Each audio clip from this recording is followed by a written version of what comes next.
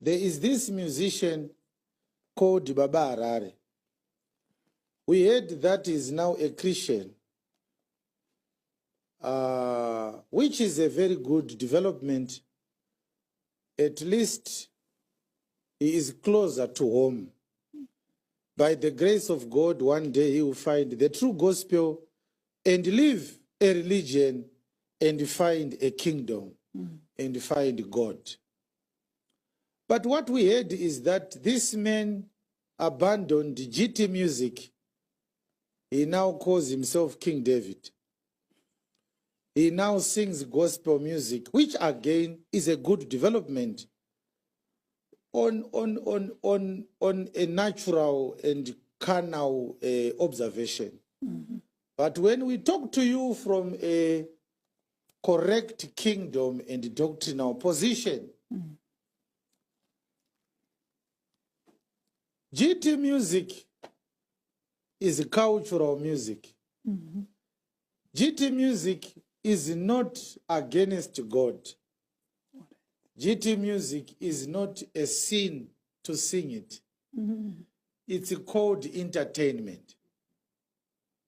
What was wrong with Baba Harare is that he had inappropriate dances, which were of a sexual nature. And this dance of Baba Harare was not part of GT music. It was his invention.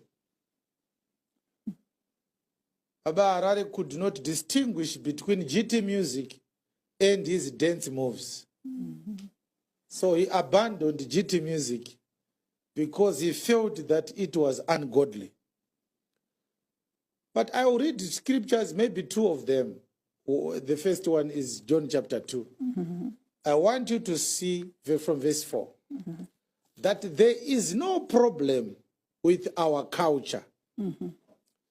Our culture in Africa has never been condemned by God entirely as an institution. God is the one who created the culture.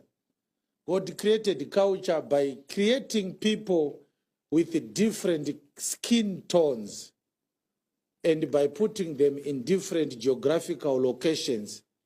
There are cultural issues in Israel that have nothing to do with God.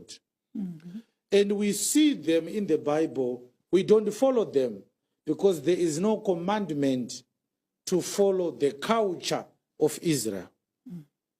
So as believers, we are able to distinguish between the law of God, the law of Moses,